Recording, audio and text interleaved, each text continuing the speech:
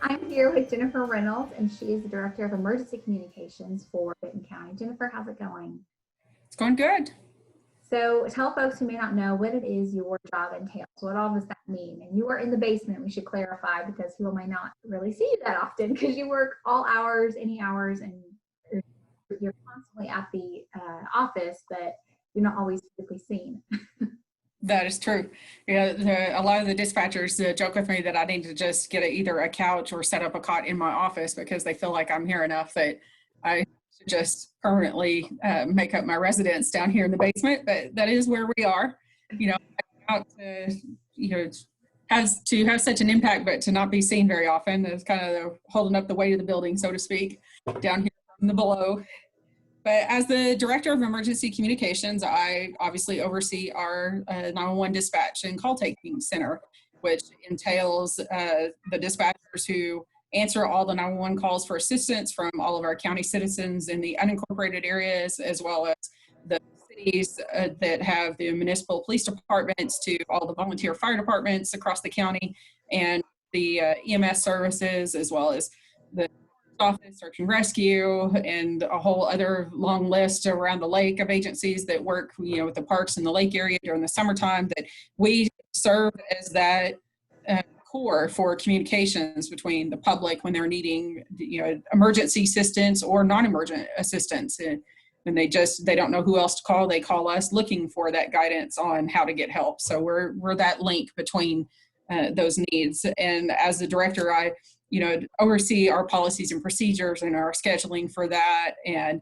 also trying to do, I work with the fire chiefs in the county, the police chiefs across the county that we dispatch for, the sheriff's office, and keeping our procedures in dealing with the field units, the first responders in the field, our radio communications with them, or the details that we collect about what they're responding to, so that they are best prepared in their response and know that their safety concerns have been addressed prior to arriving, so that if there is something that could be a threat to them, we're making them aware of that first. Even like with COVID-19, we are doing screening to try to protect our responders by identifying risks for exposure, so they know that up front and can then adjust their response enough to not perhaps expose as many people, just have one or two the paramedics or first responders make contact, as opposed to everyone that may respond from the fire department to assist in those types of incidents, or even the law enforcement if they're responding to a disturbance. The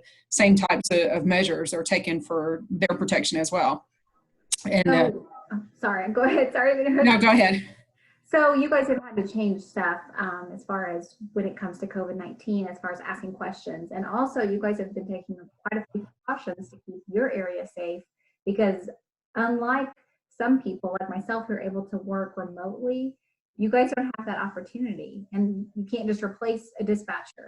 That doesn't just happen. That's correct. Yeah, that's right. There's myself included, there are 29 of us in the communication center. And the idea is we still have, dealing with some of the flu, being on the tail end of that season, allergies now that we're kind of, combating against that. And then when you talk about, concerns of COVID-19 on top of all of that, we are very diligent in protecting ourselves as best we can here around the center.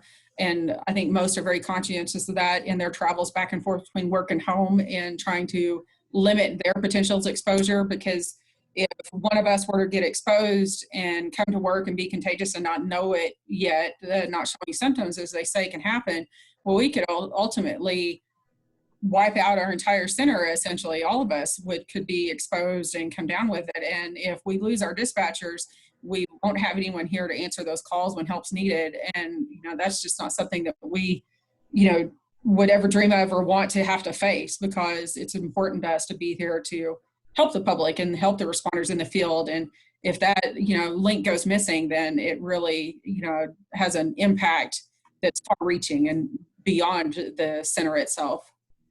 Yeah. So in all of this doom and gloom of the pandemic, and we should say that things are looking better than they were probably a week ago, as far as the case numbers and the predictions. we are trying to kind of get to know our employees, our fellow employees better, even though we're not physically together. So tell folks, what is like something that's like your escape, or like, you know, I call this part like the can't let it go part. Like, what's something you can't let go of, or that's holding you together, or keeping you sane through all of this? Is there like a show or a food or like a thing or time with family or whatnot that you're leaning on? For me, it's always been my escape, you know, it's reading, you know, largely. They laugh, my dispatchers do, because I don't own a television. You know, I have Amazon Prime, so if I ever get hankering for it, you know, that I can watch TV shows or movies or things like that way. But largely, I read. And to give an example of how much I read, I think I finished up book 67 last night since January 1. So that's and I read. The series that I just finished was coincidentally, I usually don't as much now as I used to when I was younger, first getting into dispatching. I read more drama, suspense that was around law enforcement and things like that. And, you know, it's after you've done this job a while, those kind of start taking a toll, or you want an escape from that. So the last thing I want to do is go back and read a book about something that I dealt with at work. And so I had, you know, read those so much, but the last series I read actually all revolved around a volunteer fire department and different firefighters and and issues that they were dealing with. Like the most recent one was a firefighter with PTSD. And it was something for me as to relate those experiences to mine as a dispatcher, and going back to some of the calls that I've handled over the last 20 years and the impact of those. And, because it's not widely recognized that dispatchers suffer from PTSD. So I think we strive to push for healthy mechanisms to cope with that stress and the things that we hear and deal with in our jobs. And for me, you know, reading has been one of those the ways that, you know, with social distancing, that, you know, I can still maintain, because some of the others that I enjoyed, I've had to put on pause. Yeah. Wow, 67 books. Mm-hmm. I cannot remember the last time that I read 50 in a year. I mean, holy cow. It's only April. Yeah, I've been an avid reader my entire life, and I'm a fast reader. You know, Yeah, I read obviously. 250, 300-page book in 5 or 6 hours if I sit down. And I have a very hard time at night if I get into a book. I have a really hard time sometimes putting it down and giving myself a chance to go to sleep. So I have to be very mindful of that too, or else I'll get myself in trouble. Wow. Okay. Well, we're going to start a new group called like Jennifer Recommendations, about all of the books that you've read. And if you like the book, even if you don't like love it, do you still have to finish it, or do you just skip to the end? No, most of them I finish, and I mix them up. Like a lot of them are more kind of like light topics, you know, not much, you know, just complete escape from, you know, reality as it is and live in a different world. But I also read some on different leadership styles, things like that, you know, that I mix in. I'm some more serious and more things that I can hopefully take something from it to help in my role as the director here at the communication center and things of that nature. But yeah, I like to, like I said, that's my escape. Instead of watching it on TV, I read it in the book and get into the different world.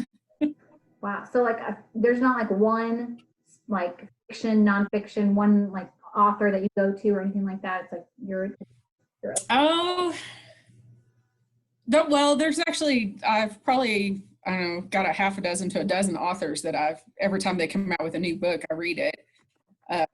Type of thing, you know, Susan Grafton was one that, you know, she did the alphabet series that I've read all of it. She actually just recently passed within the last couple of years, but, you know, I think X was the last one that had been released before she passed. If the others are finished, they haven't been released yet, but I've read all of those as they come out. Alex Kava is another one, the series. Catherine Coulter is another one. Trying to think. There's several that I do that. But I did the same thing whenever I finished my college degree. I didn't read for 2.5 years because my focus was work and college. So the first month out, I've read 40 books, and I was catching up all my series that I had to put on pause. I'm telling you, I'm a reader. Hey, well, you're inspiring all of us to read tonight instead of falling asleep to like our go-to. I'm just speaking for myself. Well, I don't recommend it for eyesight. I've paid the price there, but yeah, thank you so much for your service and for chatting with me today. And I so appreciate all you guys do keeping us safe and, keeping the county running because you guys really You do. know, we're happy to, be here and to do our part. And, one day at a time, we'll get through all this together. We will. All right, Jennifer. Thanks so much.